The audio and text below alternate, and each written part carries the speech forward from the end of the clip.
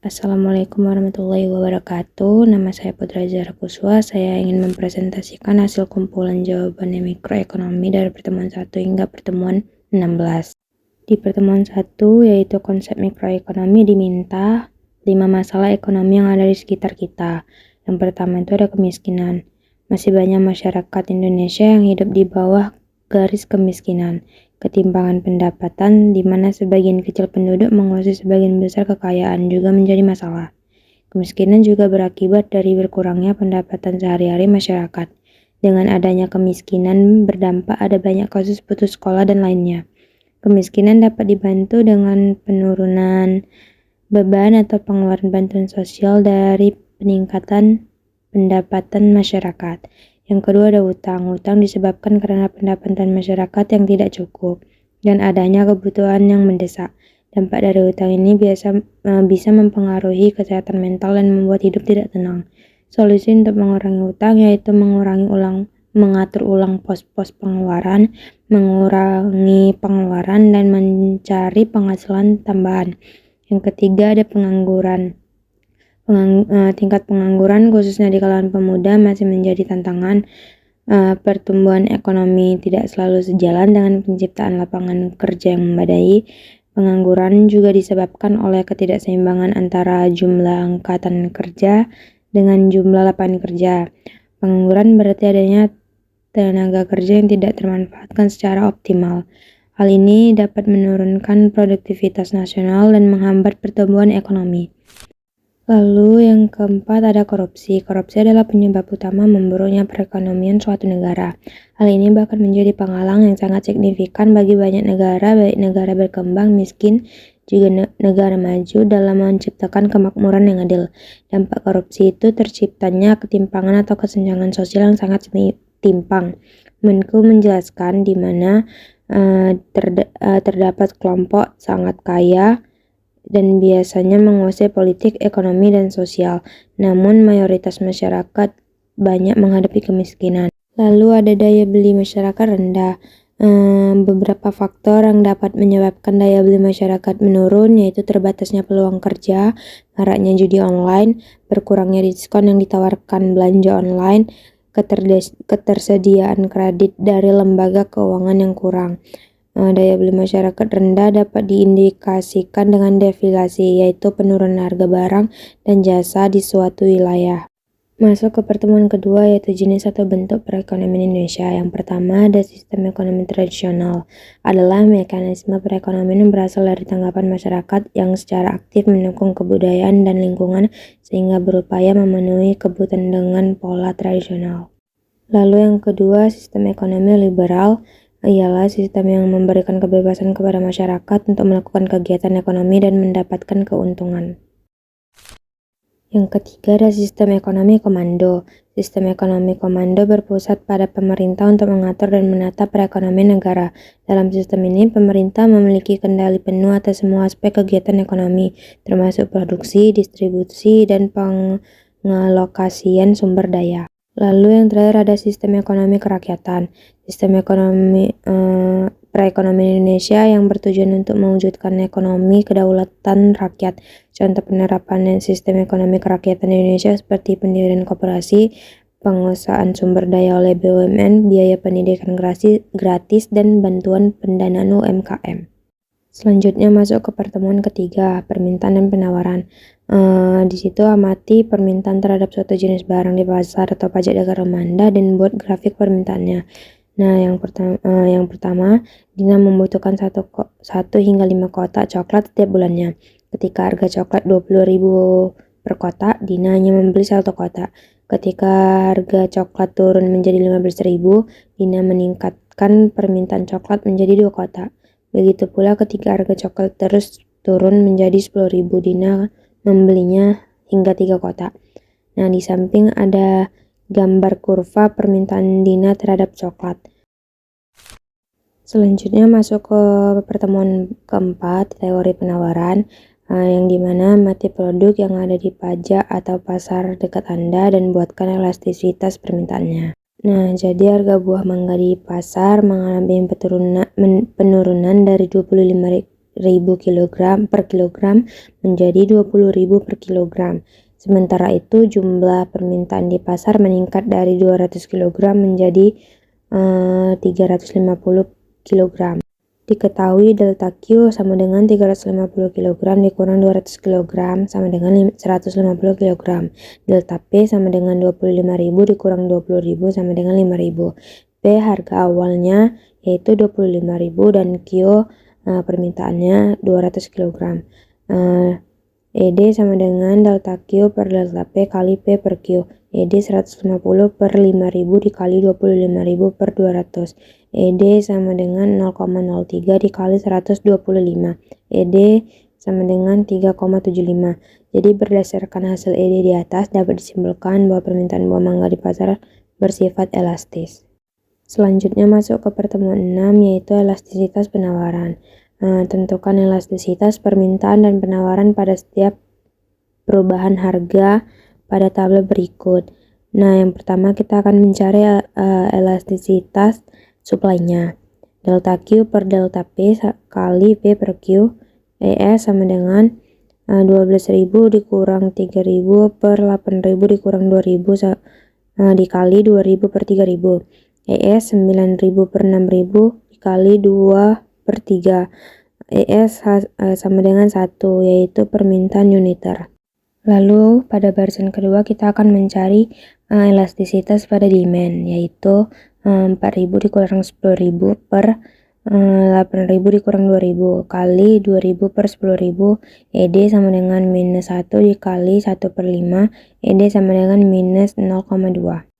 Di barisan ketiga kita akan mencari elastisitas pada supply, yang dimana 6.000 dikurang 3.000 per 6.000 dikurang 2.000 dikali 2.000 per 3.000 sama dengan ES sama dengan 3.000 per 4.000 dikali 2 per 3 sama dengan 0,5. Selanjutnya kita akan mencari elastisitas pada demand, dimana 6.000 dikurang 10.000 per 6.000 dikurang 2.000 dikali 2.000 per 10.000. ED sama dengan minus 1 dikali 1 per 5. ED sama dengan min 0,2. Lanjut kita mencari elastisitas supply-nya lagi. 6.000 dikurang 3.000 per 4.000 dikurang 2.000 dikali 2.000 per 3.000. ES sama dengan 3.000 per 2.000 dikali 2 per 3 hasilnya 1. Selanjutnya kita akan mencari elastisitas pada demand.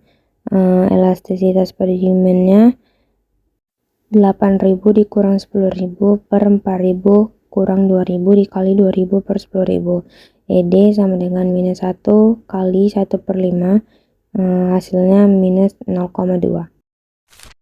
Selanjutnya kita masuk ke pertemuan 8 ujian mid semester. Di sini ada 5 pertanyaan. Nah, saya akan menjawab pertanyaan nomor 1. Jadi menurut pendapat saya, ekonomi mikro adalah suatu objek pendekatan yang mencakup banyak aspek di dalam membuat keputusan ekonomi, dan dalam hal tersebut mencakup permintaan, penawaran barang dan jasa. Lalu di pertanyaan kedua, saya akan mengambil produk es krim. Jadi sebuah warung menjual es krim selama musim panas. Harga es krim dipengaruhi oleh faktor cuaca dan daya beli pelanggan. Hubungan permintaan dan penawarannya. Permintaan atau demand. Cuaca panas menyebabkan permintaan es krim meningkat karena pelanggan ingin sesuatu yang menyegarkan. Jika es krim 10.000 per unit, pelanggan memberi 100 unit per hari. Ketika harga naik menjadi 15.000 per unit, jumlah pembelian turun menjadi 70 unit per hari. Karena pelanggan mulai beralih ke alternatif lain, seperti minuman dingin. Nah, penawaran atau supply-nya, produsen es krim memiliki biaya produksi tetap. Ketika harga es krim tinggi 15.000 per unit, produsen meningkatkan produksi hingga 120 unit per hari karena keuntungan yang lebih besar. Jika harga turun menjadi 10.000 per unit, produsen hanya menawarkan 80 unit per hari untuk menekan biaya produksi. Bisa dilihat ilustrasi data permintaan dan penawarannya seperti di bawah. Lalu penerapan teori equilibrium pada harga 12.500 per unit, jumlah permintaan sama dengan jumlah penawaran atau 85 unit. Ini adalah harga equilibrium, di mana produsen dan konsumen puas dengan kondisi pasar. Lalu di pertanyaan ketiga ada analisis empiris. Musim panas meningkatkan permintaan es krim sehingga harga cenderung naik. Produsen menyesuaikan produk berdasarkan potensi keuntungan, sehingga terjadi perubahan penawaran. Jika ada faktor lain seperti bahan baku mahal, kurva penawaran dapat bergeser, mengubah harga ekuilibrium. Dengan data ini, hubungan antara permintaan dan penawaran dapat diukur dan dimodelkan secara nyata. Yang di nomor 4 bisa lihat tabel permintaan dan penawarannya. Selanjutnya di pertanyaan terakhir kita akan menghitung elastisitas permintaannya. 85 dikurang 100 per 100 dikali 100 sama dengan minus 15%. Di perubahan P 12.500 dikurang 10.000 per 10.000 dikali 100 sama dengan 25%. Jadi elastisitas permintaannya minus 15% per 25% sama dengan minus 0,6 atau inelastis. Selanjutnya kita menghitung elastisitas penawarannya. Perubahan QS-nya 100 dikurang 80 per 80 dikali 100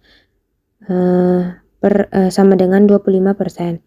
Perubahan P-nya 12.500 dikurang 10.000 per 10.000 dikali 100 sama dengan 25%. Jadi elastisitas penawarannya 25% dibagi 25%, hasilnya 1 atau unit elastis. Lanjut kita masuk ke pertemuan 11, penawaran dan permintaan agregat. Pertumbuhan ekonomi global melambat pada tahun 2023 dengan tingkat pertumbuhan rata-rata sebesar 3%.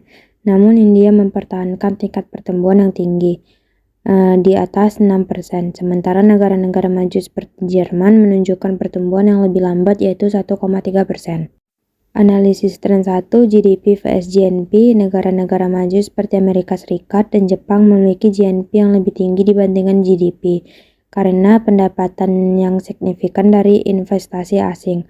Negara-negara berkembang seperti India dan Brasil seringkali memiliki GNP yang lebih rendah karena harus keluar pengiriman uang yang lebih tinggi. Dapat dilihat di bawah diagram perbandingan GNP dan di sampingnya juga ada tabelnya. Nah, lanjut di pertemuan 12, dua pendekatan pengukuran GNP. Data fiskal dari 10 negara di 2024. Dokumen ini menyajikan data fiskal dari 10 negara yang mencakup informasi tentang pajak, utang pemerintah, belanja pemerintah, dan keseimbangan anggaran untuk tahun 2024. Data ini mencerminkan beragam kebijakan fiskal yang diambil oleh negara maju dan berkembang. Di sini ada 10 negara, yaitu yang pertama Amerika Serikat, ada Jerman, India, Tiongkok, Brasil, Afrika Selatan, Rusia, Australia, Arab Saudi, dan Kanada. Bisa dilihat di sebelahnya ada tabel data fiskal. Selanjutnya masuk ke pertemuan 13, penawaran agregat dan siklus ekonomi. Soalnya apakah siklus ekonomi dapat diramal?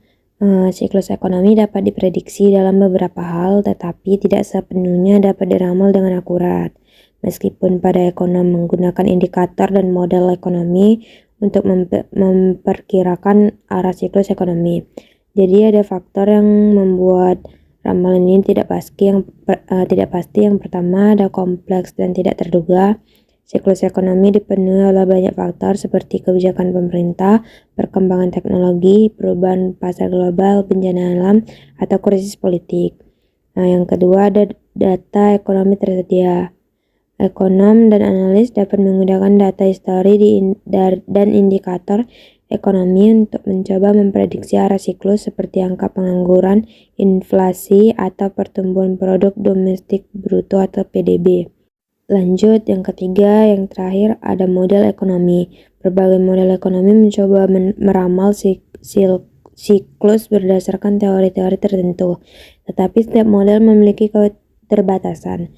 Misal, model berbasis data historis tidak dapat memperhitungkan kejadian luar biasa seperti pandemi atau perubahan besar dalam kebijakan. Selanjutnya, yang terakhir ada pertemuan 14 sampai 16 yaitu Bank Sentral dan Kebijakan Moneter atau UAS. Yang pertama, jelaskan Bank Sentral Indonesia. Tugasnya itu menetapkan dan melaksanakan kebijakan moneter. Bank Sentral mengatur jumlah uang yang beredar di masyarakat, mengatur dan menjaga kelancaran sistem pembayaran. Jadi sistem pembayaran di sini bisa berupa tunai atau non-tunai, menjaga stabilitas sistem keuangan. Bank Sentral menetapkan kebijakan pengawasan makroprudensial atau kebijakan yang mendorong intermediasi atau perantara yang seimbang, berkualitas, dan berkelanjutan. Yang kedua ada kritisi kelebihan dan kekurangannya. Kelebihannya mendorong kelancaran produksi dan pembangunan, memperluas kesempatan kerja guna meningkatkan taraf hidup rakyat. Kekurangannya, kalau ada inflasi, Bank Sentral sering menaikkan bunga. Hal tersebut dapat menyebabkan pertumbuhan ekonomi tidak baik. Yang terakhir, hal yang saya lakukan jika menjadi gubernur Bank Sentral Indonesia yaitu menjaga stabilitas sistem keuangan, memastikan bahwa sistem keuangan Indonesia tetap stabil dan mengawasi bank-bank dan lembaga lainnya agar mereka beroperasi secara sehat. Yang kedua, pengembangan ekonomi berkelanjutan yaitu mempromosikan kebijakan yang mendukung pertumbuhan ekonomi jangka panjang dengan fokus pada keberlanjutan seperti kebijakan moneter yang mendukung investasi hijau dan ekonomi digital. Yang ketiga adalah meningkatkan kepercayaan masyarakat, membangun komunikasi yang efektif dengan publik, memberi transparansi dalam kebijakan, serta memastikan bahwa keputusan yang diambil dapat dipahami oleh masyarakat dan sektor bisnis. Sekian presentasi dari saya. Assalamualaikum warahmatullahi wabarakatuh. Terima kasih.